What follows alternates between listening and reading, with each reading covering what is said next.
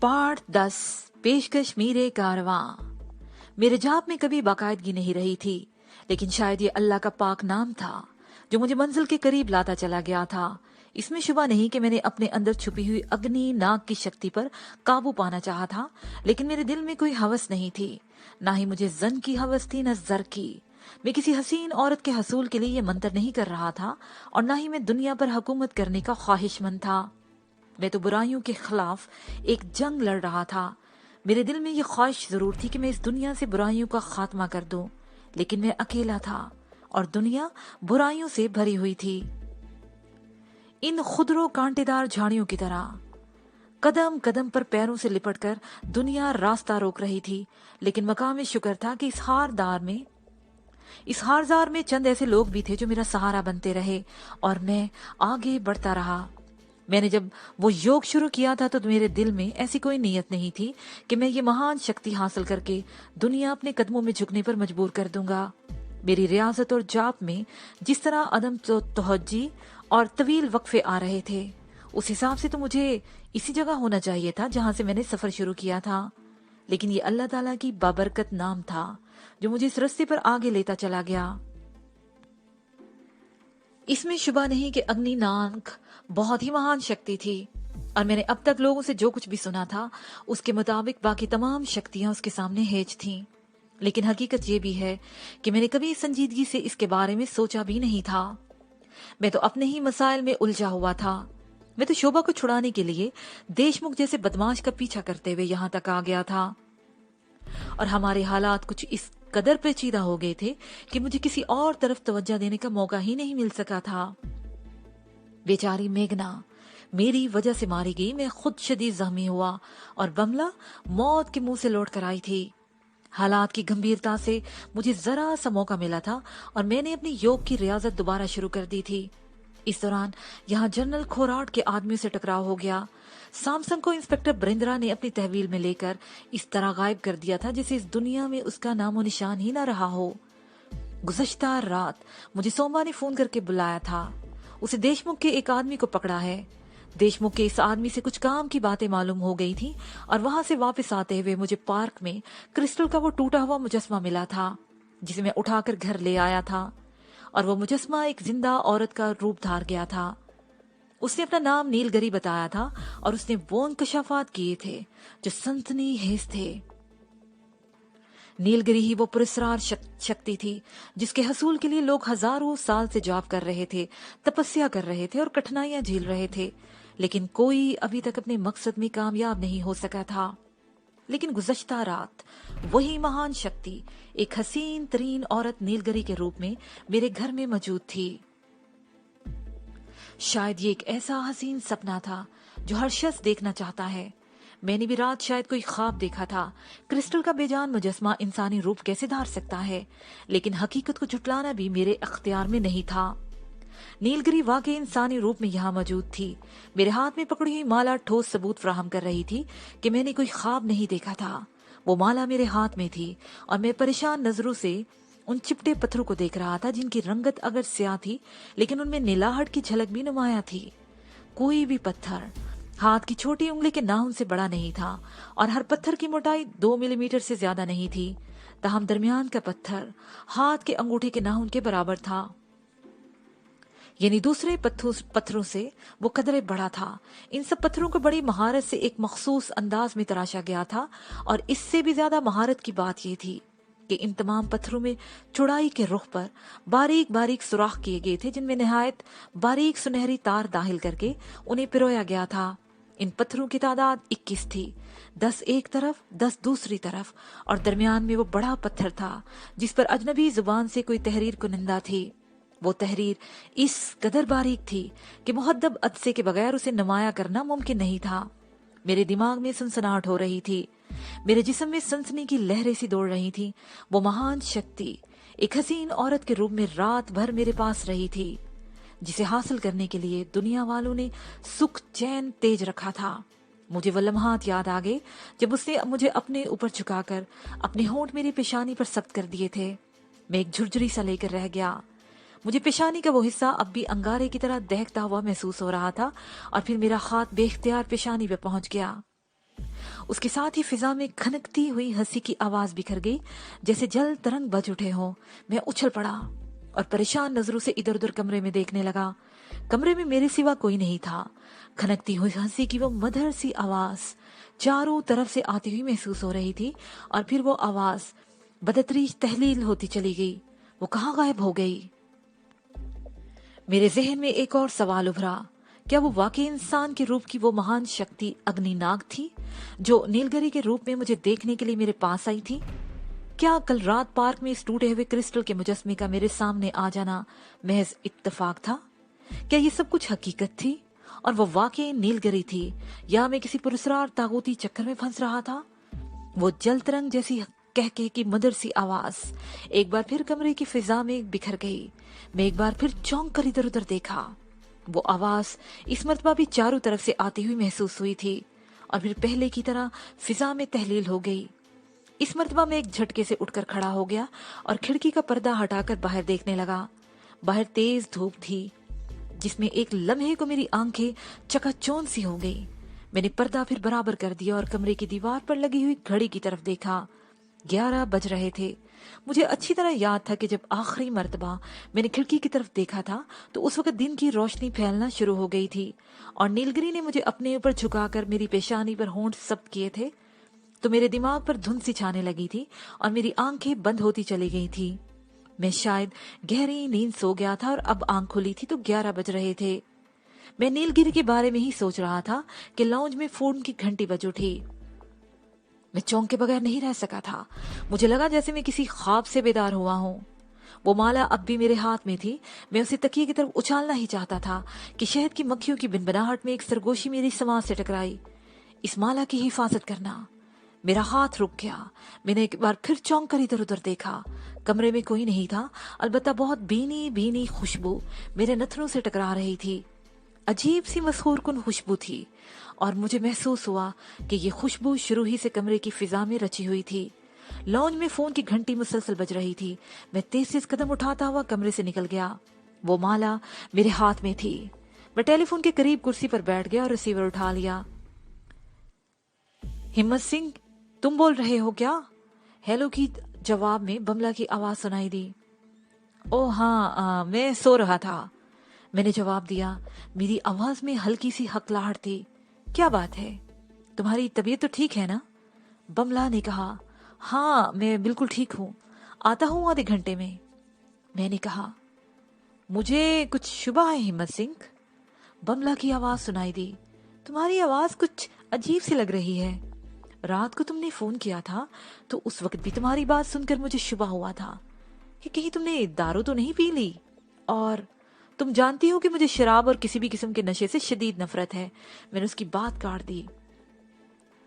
اچھی طرح جانتی ہوں، بملا نے جواب دیا، لیکن رات کو جب تم نے فون کیا تو تم نے کہا کہ بڑی دھواں بارش ہو رہی ہے اور تمہاری گاڑی کے 2 ٹائر بھی فلیٹ ہو گئے ہیں۔ اس لیے مجھے تم پر شبہ ہوا تھا کہ شاید تم نے ترنگ میں آ کر دارو پی لی ہے۔ میں سمجھا نہیں کیا کہنا چاہتی ہو۔ میں نے کہا، گاڑی کے ٹائر فلیٹ ہونے والی بات تو سمجھ میں آتی ہے، لیکن بارش، اور وہ بھی دھواں دھار بارش؟ مجھے بڑی حیرت ہوئی تھی۔ آسمان پر ستارے چمک رہے تھے اور تم بارش کی بات کر رہے تھے۔ تمہارا دماغ تو خراب نہیں ہو گیا بملا؟ میں نے کہا، گزشتہ رات بارش اتنی زوردار تھی کہ میں باہر نہیں نکل سکا، اور اس لیے تو میں نے تمہیں فون کر دیا تھا کہ تم پریشان نہ ہو، اور اس کے بعد تم نے اپنا فون انگیج رکھا۔ بملا نے جواب دیا، میں تمہیں بار بار فون کر رہی تھی لیکن ہر مرتبہ تمہارا فون انگیج ملا۔ میں نے 6 بجے بھی فون کیا تھا اور اس وقت بھی۔ 1 منٹ بملا، 1 منٹ، میں نے اس کی بات کاٹ دی۔ فون بند کرنا، میں تھوڑی دیر بعد تم سے بات کرتا ہوں۔ میں نے فون کا ریسیور میز پر رکھ دیا اور باہر والے دروازے کی طرف لپکا۔ دروازہ کھول کر برآمدے میں پہنچا تو دیکھا، اور میرا دماغ بھگ سے اڑ گیا۔ باہر تیز دھوپ چمک رہی تھی۔ آسمان پر کہیں بادل کا کوئی چھوٹا سا ٹکڑا بھی دکھائی نہیں دے رہا تھا۔ میں نے کار کی طرف دیکھا تو سنسنی کی ایک لہر میری ریڑھ کی ہڈی میں سرایت کر گئی۔ अगले दोनों टायर साफ नजर आ रहे थे। कोई भी टायर फ्लैट नहीं था। दोनों में पूरी तरह हवा भरी हुई थी और कहीं बारिश के निशान भी नजर नहीं आ रहे थे। रात को जिस तरह धुआंधार बारिश हुई थी, उसके पेश नजर तो आंगन में घुटने घुटने पानी खड़ा होना चाहिए था, लेकिन जमीन खुश्क थी। मेरा दिमाग बुरी तरह चकरा रहा था। मैंने अंदर आकर फोन का रिसीवर उठा लिया। हेलो बमला, मैं आधे घंटे में आ रहा हूँ। मैंने रिसीवर रख दिया। वो हार अब भी मेरे हाथ में था। कमरे में आकर मैंने एक बार फिर माला को ड्रेसिंग टेबल पर रखना चाहा, लेकिन फिर उस पर सुरार सरगोशी का ख्याल आ गया। मैंने वो हार गले में डाल लिया और बाथरूम में घुस गया। मेरा दिमाग सुलग रहा था, पूरे बदन में जैसे आग लगी हुई थी। मैं कपड़े उतार कर नल के नीचे खड़ा हो गया। ठंडे पानी की धार मेरे सर पर पड़ रही थी। मेरे दिमाग की तपिश बदतरीज कम होती चली गई। इस दौरान मैंने रात के वाकयात के बारे में सोचता रहा। मैंने यहाँ से जाना चाहा था तो मेरे पैर मन मन के भारी हो गए थे। एक कदम उठाना दोबर हो गया था। फिर कार के अगले दोनों टायर फ्लैट मिले थे और फिर धुआंधार बारिश शुरू हो गई थी। मैंने बमला को फोन कर दिया था कि रात को नहीं आ सकूंगा। मेरे दिमाग में बार बार धमाके से होने लगे थे। मुझे याद आ गया कि नीलगिरी ने कहा था कि उसने मुझे यहाँ रोका था, और अगर मैं चला जाता तो वो रात भर तकलीफ में रहती और फना हो जाती। नीलगिरी शक्ति थी, महान शक्ति। उसे यहाँ से मेरे जाने के तमाम रास्ते बंद कर दिए थे और मुझे रात को यहाँ रुकना पड़ा था। लेकिन मैंने टेलीफोन तो एंगेज नहीं रखा था, और बमला के कहने के मुताबिक वो रात भर मुझे फोन करती रही थी और मुझे 6 बजे भी फोन किया था तो लाइन एंगेज मिली थी। लेकिन अब लाइन मिल गई थी तो क्या? इसमें भी नीलगिरी की शक्ति काम कर रही थी। वो जब तक यहाँ रही, बमला का यहाँ फोन एंगेज मिलता रहा, और नीलगिरी जब गई तो शायद पहली ही कोशिश में बमला को लाइन मिल गई थी। मैं जैसे जैसे सोचता रहा, मेरा जहन उलझता गया। बाथरूम से निकलकर मैंने दूसरे कपड़े पहने और बाहर आ गया। इसके चंद मिनट बाद मैं एक कार में डाक बंगले की तरफ जा रहा था, जिसके 2 टायर रात को फ्लैट नजर आए थे। मकान को ताला लगाकर मैंने चाबी बरामदे में उसी जगह रख दी थी। आज वीकेंड शुरू हो रहा था और मेरा ख्याल था कि मायामती भी आज यहाँ जरूर आएगी। मुझे उसके पास पहुंचने में चंद मिनट से ज्यादा नहीं लगे थे। मैं जैसे ही कार से उतरा तो मुझे देखते ही बमला मुझे यूं देखने लगी जैसे मेरे सर पर सींग निकल आए हो या उसे मुझ पर किसी किस्म का शुबा हो रहा हो। उसे आगे बढ़कर मुझे पकड़ लिया और अपना चेहरा मेरे चेहरे की तरफ लाने लगी। मैं गड़बड़ा सा गया। क्या कर रही हो? काशमा सामने खड़ा है। मैंने पीछे हटने की कोशिश करते हुए कहा। मेरा ख्याल था उसे आज फिर पुराना दौरा पड़ा है। 1 मिनट रुक जाओ। उसके लहजे में दुरुस्ती थी। उसे कदरे आगे झुककर मेरा मुंह सूंघा और फिर मुझे छोड़कर पीछे हट गई। ठीक है, मैं समझी थी कि तुमने पीना शुरू कर दी है। ओह, मेरे मुंह से गहरा सांस निकल गया। अंदर चलो। मैंने भी नाश्ता नहीं किया। मैं समझ गया कि तुम क्या जानना चाहती हो, लेकिन मेदा खाली हो तो दिमाग भी काम नहीं करता। पहले नाश्ता फिर कोई और बात। काशमा लान में पौधों को पानी दे रहा था। बमला ने आवाज देकर उसे नाश्ता तैयार करने को कहा और मेरा हाथ पकड़कर अंदर आ गई।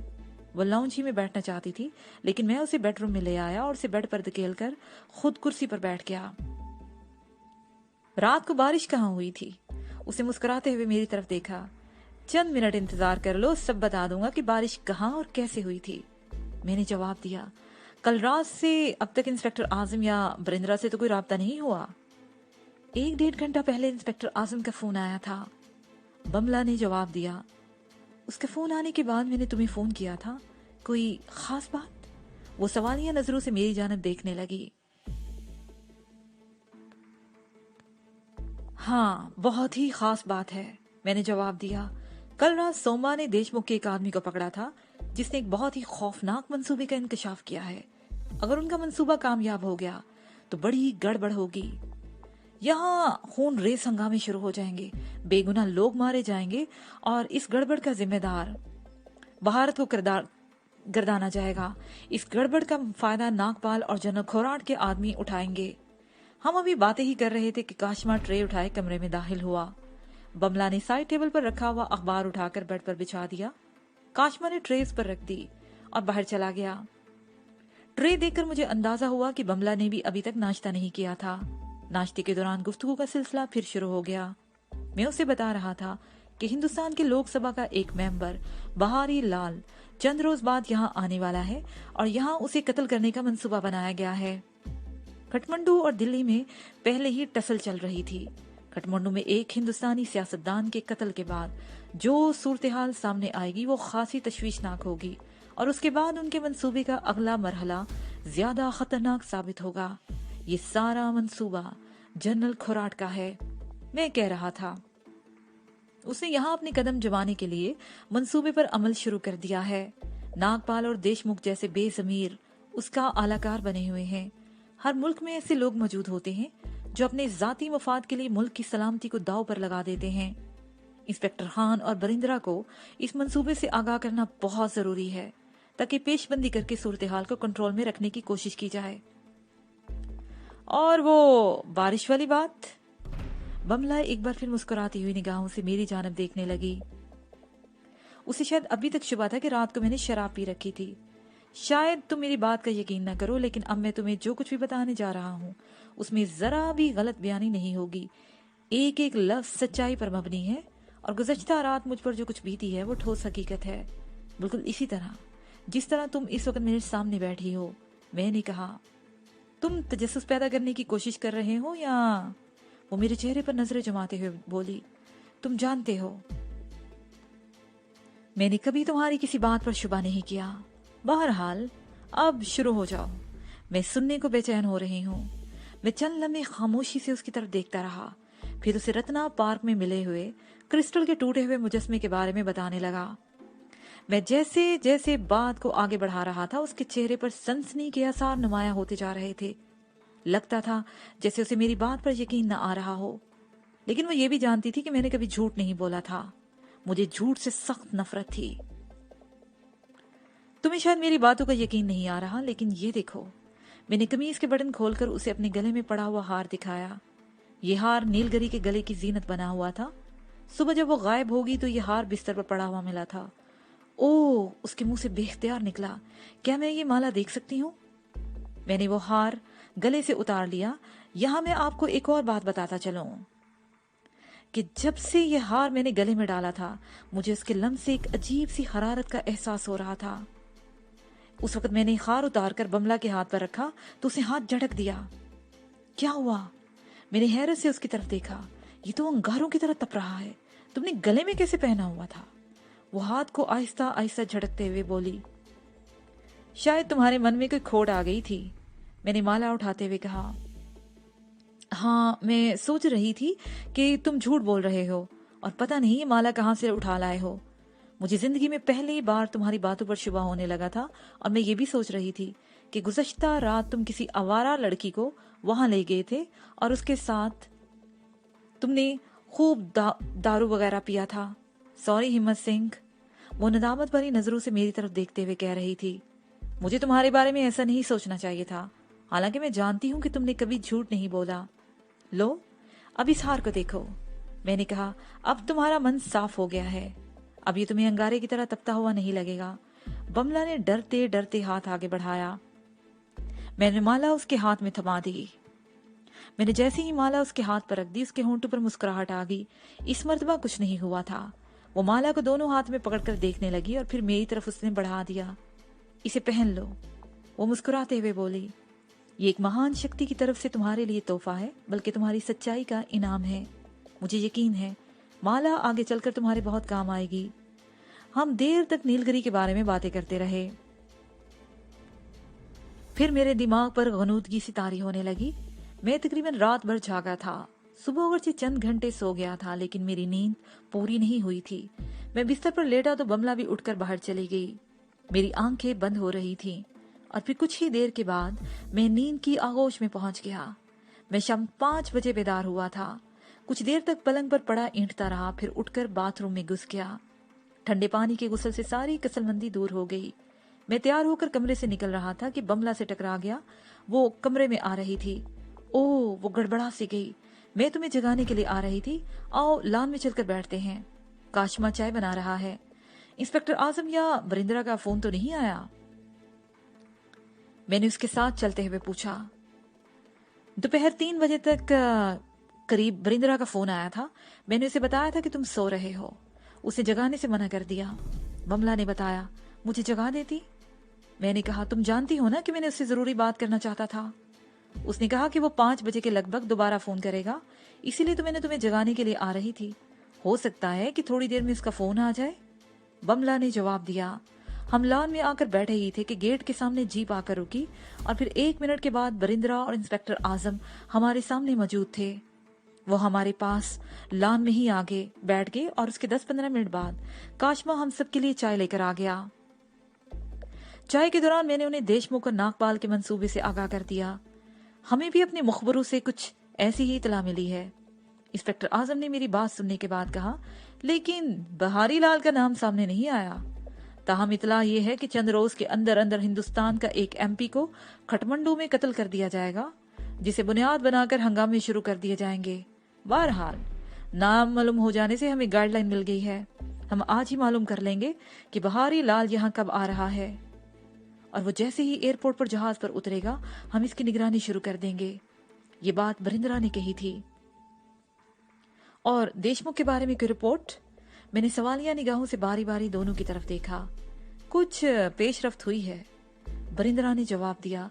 रवि की मौत के बाद वो नागपाल के पास चला गया है।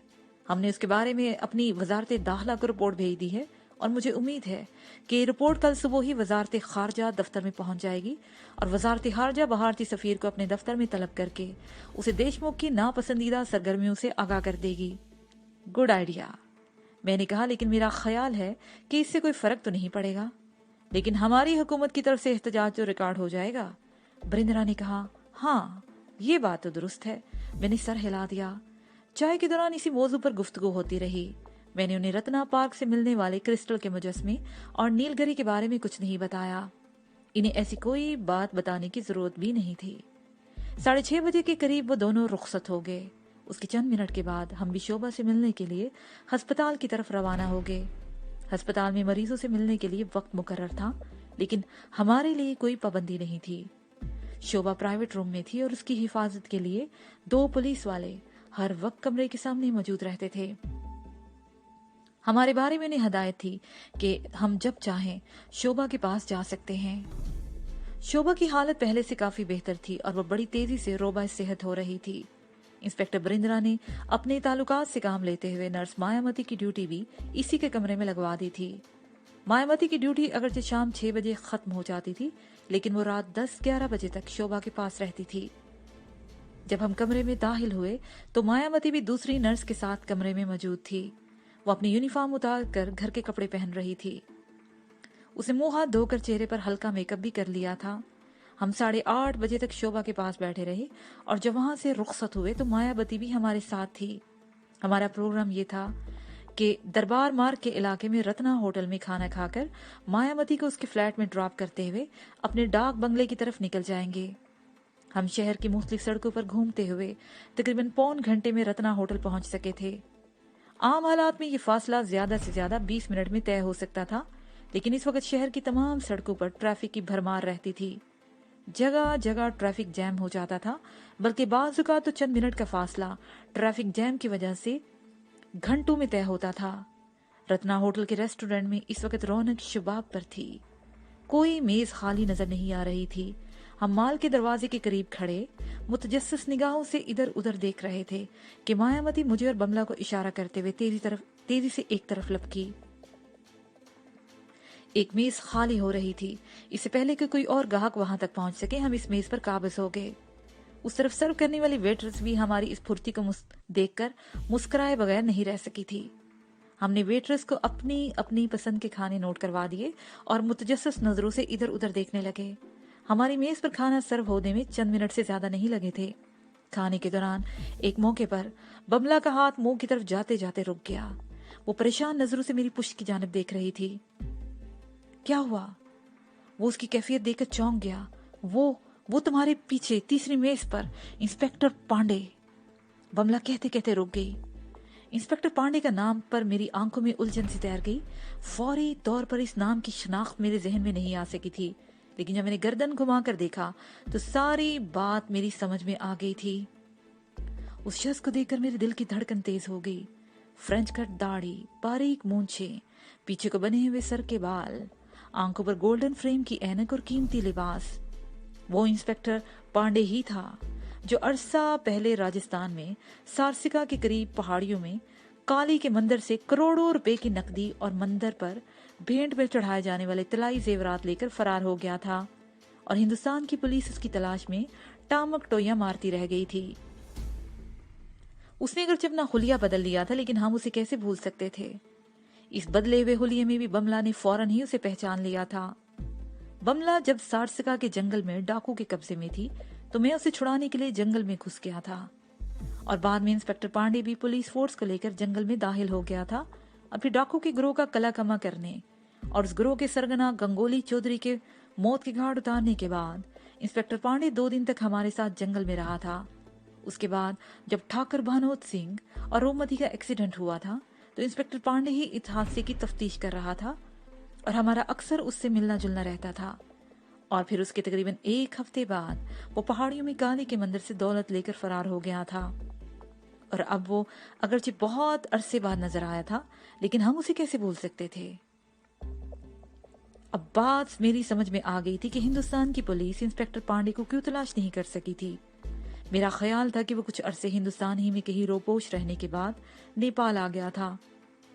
इंस्पेक्टर पांडे अकेला नहीं था, उसके साथ एक खूबसूरत लड़की भी थी। उसकी उम्र 20-22 साल के लगभग रही होगी। थी तो वो नेपाली, लेकिन उसकी रंगत निखरी हुई और चेहरे के नकूश बड़े दिल फरेब थे। उसने स्लीवलेस ब्लाउज और स्कर्ट पहन रखा था। वो दोनों भी खाना खा रहे थे। इंस्पेक्टर पांडे के हाथ में निवाला था और इत्तेफाक से उसी वक्त उसकी नजर मुझ पर पड़ गई। निवाला उसके हाथ से छूटकर गिर गया। उसके चेहरे पर एक रंग सा आकर गुजर गया और आंखों में वहशत सी भर गई। मैं अपनी जगह से उठकर पांडे की मेज पर पहुंच गया। उसके चेहरे पर हवाइयां सी उड़ने लगी थीं। वो एक साबिक पुलिस ऑफिसर था। उसका बड़ा दबदबा था, लेकिन इस वक्त मुझे अपने सामने देखकर खौफजदा हो गया था। हालांकि मैं कानून का मुहाफिज नहीं था, ना ही उसे पकड़ने की मुहिम पर निकला हुआ था, लेकिन एहसास जुर्म बहुत ही बड़ा खौफ होता है। वो जानता था कि वो एक संगीन जुर्म करके भागा है, और पकड़े जाने के खौफ ने उसके दिल पर लर्जा सा तारी कर दिया था। इत्मीनान से खाना खाओ, मैंने उसकी शानी पर हाथ रखते हुए कहा। कोई परेशानी नहीं, बाद में किसी जगह बैठकर इत्मीनान से बात करेंगे। और सुनो, मुझसे मिले बगैर मत जाना। मेरा लहजा नॉर्मल था और होंठों पर हफीफ सी मुस्कुराहट भी थी, लेकिन उसके साथ ही लड़की की आंखों में उलझन तैर गई। हेलो हनी, मैंने उसकी तरफ देखते हुए कहा। हम पुराने दोस्त हैं, बहुत अरसे बाद आमना सामना हुआ है। तुम लोग आराम से खाना खाओ, बाद में मिलेंगे। मैं अपनी मेज पर आ गया और फिर बैठने से पहले मैंने फिर इंस्पेक्टर पांडे की तरफ देखा। उसकी कैफियत किसी हद तक मामूल पर आ गई थी, लेकिन आंखों में किसी कदर वहशत बदस्तूर मौजूद थी। मैंने उस लड़की के सामने उसे उसके नाम से मुहातब नहीं किया था। वो यहाँ न जाने किस नाम से रह रहा था। उसके असल नाम का इंकशाफ उसके लिए किसी किस्म की उलझने पैदा कर सकता था, और फिर मेरा लहजा और अंदाज भी दोस्ताना लग रहा था। मैं दरअसल पांडे को भड़काना नहीं चाहता था। उसे देखकर तो अचानक ही मेरे जहन में एक और ख्याल उभरा था। पांडे यहाँ मेरे काम आ सकता था, और मैंने फौरन ही फैसला कर लिया था कि दुश्मनों की तादाद में इजाफा करने की बजाय पांडे को दोस्त बनाया जाए। देशमुख राजस्थान से, एमपी, और पांडे का ताल्लुक भी राजस्थान से ही है, इसलिए वो मेरे काम आ सकता था। वो पांडे ही है ना? बमला ने मेरी तरफ देखते हुए मदन से लहजे में कहा। हाँ, वही है, मैंने मुस्कुराते हुए जवाब दिया। खाने के बाद किसी और जगह पर बैठकर हमारी बातें होंगी। वो कौन है? मायावती ने भी एक सवाल कर डाला। पुराना दोस्त है, इत्तेफाक से आमना सामना हो गया है, बहुत दिलचस्प आदमी है, मैंने जवाब दिया, और फिर हम खामोशी से खाना खाने लगे। हमारा खाना अभी जारी था कि बमला ने आगे झुकते हुए सरगोशी की। वो बिल अदा करके उठ रहे हैं, घबराओ नहीं, वो कहीं नहीं जाएगा। मैंने भी सरगोशी में जवाब दिया। मैंने ये गलत नहीं कहा था, क्योंकि अगले ही लम्हे पांडे उस लड़की के साथ हमारे सामने खड़ा था। हम कॉफी शॉप में जा रहे हैं, तुम लोग वहीं आ जाना, कॉफी इकट्ठे ही पियेंगे, पांडे ने मेरी तरफ देखते हुए कहा। उसके होंठों पर खफीफ सी मुस्कुराहट थी, जिसका मतलब ये था कि वो अपने आप पर मुकम्मल तौर पर काबू पा चुका था। फिर उसने बमला की तरफ देखा। देवी जी कैसी हो? मैं बिल्कुल ठीक हूँ, आप कैसे हैं महाराज? बमला ने जवाब दिया। बिल्कुल ठीक, पांडे बोला। बहरहाल तुम लोग काफी हाउस में आ जाओ तो इत्मीनान से बातें होंगी। और फिर वो मेरे कंधे पर झुक गया। میرا نام چترنجن ہے، بولنا نہیں۔ اس کی سرگوشی اتنی ہلکی تھی کہ میں بھی بامشکل آواز سن سکا تھا۔ پانڈے اس لڑکی کے ساتھ میزوں کے درمیان چکراتا ہوا ہال سے نکل گیا اور اس کے تقریباً 15 منٹ بعد ہم نے بھی کھانا ختم کر کے بل ادا کیا اور ہال سے باہر آ گئے۔ وسیع و عریض لابی کے بائیں طرف ایک کشادہ راہداری تھی جہاں چند گفٹ شاپس بھی تھے۔ اس راہداری کے بالکل آخر میں کافی شاپ کے الفاظ چمک رہے تھے۔ ہم دونوں بھی سجے ہوئے سامان کو دیکھتے ہوئے کافی شاپ میں داخل ہو گئے۔ یہ بھی خاصا وسیع ہال تھا، یہاں کئی میزیں خالی تھی۔ کافی شاپ میں رش نہ ہونے کی ایک وجہ یہ بھی تھی کہ ڈائننگ ہال میں کھانے سے فارغ ہونے والے بیشتر لوگ ہوٹل کے نائٹ کلب کا رخ کر رہے تھے۔ اس طرف صرف وہی لوگ آ رہے تھے جنہیں بے ہنگم اچھل کود اور پرشور موسیقی سے کوئی دلچسپی نہیں تھی۔ انسپکٹر پانڈے اس لڑکی کے ساتھ کھڑکی کے ساتھ والی ایک میز پر بیٹھا ہوا تھا۔ ہم قریب پہنچے تو ان دونوں نے اٹھ کر ہمارا استقبال کیا۔ پانڈے نے مدھوبالا کے نام سے اس لڑکی کا تعارف کرایا۔ میں نے پہلی بار غور سے اس کی طرف دیکھا۔ وہ خاصی حسین تھی۔ سلیو لیس بلاؤز اور سکرٹ بھی گھٹنوں سے اوپر تھا۔ اس کی بائیں کلائی میں سونے کا ایک کڑا تھا اور دائیں کلائی میں ایک خوبصورت اور قیمتی مردانہ گھڑی بندھی ہوئی تھی۔ میں نے بملا کے بعد مایامتی کا تعارف کرایا تو پانڈے مسکراتے ہوئے بولا، دیوی جی سے ملاقات ہو چکی ہے لیکن انہیں شاید یاد نہیں۔ مجھ سے؟ مایامتی کے لہجے میں حیرت تھی۔ آپ تو لوگوں کے چہرے یاد نہیں رکھ سکتی لیکن ہم آپ کو نہیں بھول سکتے، پانڈے نے مسکراتے ہوئے جواب دیا۔ میں چند مہینے پہلے بیمار ہوا تھا اور پورا ایک ہفتہ ہسپتال میں رہا تھا۔ میں سمجھتا ہوں کہ ڈاکٹروں کی دی ہوئی کڑوی کسیلی دواؤں سے زیادہ آپ کی مسیحائی مریضوں کے من میں جیون کی جوت جگاتی ہے۔ پانڈے کی اس بات پر مایامتی نے صرف مسکرانے پر ہی اکتفا کیا تھا۔ ہماری ان باتوں کے دوران ہی ایک ساملی سی ویٹرس نے ہمارے لیے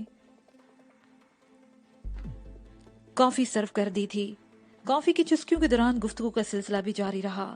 میں پانڈے کو چترنجن کے نام سے ہی مخاطب کرتا رہا۔ پانڈے نے روپ متی اور ٹھاکر بانو سنگھ کے بارے میں بھی پوچھا تھا۔ حقیقت یہ ہے کہ جب ہم سارسکا میں تھے تو انسپکٹر پانڈے کے ساتھ ہمارے چند روز بڑے اچھے گزرے تھے۔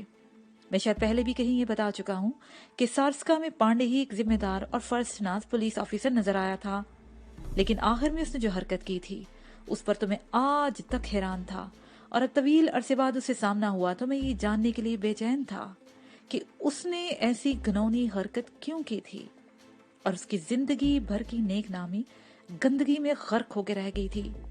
پانڈے نے بھی شاید میری اس بے چینی کو محسوس کر لیا تھا۔ اگر آپ تینوں خواتین اجازت دے تو ہم دونوں ذرا الگ بیٹھ کر بزنس کی باتیں کر لیں۔ اسے باری باری بملا وغیرہ کی طرف دیکھتے رہا۔ جواب میں ان تینوں نے مسکرانے پر ہی اکتفا کیا تھا۔ اس کے ساتھ ہی یہ پارٹ اپنے اختتام کو پہنچا۔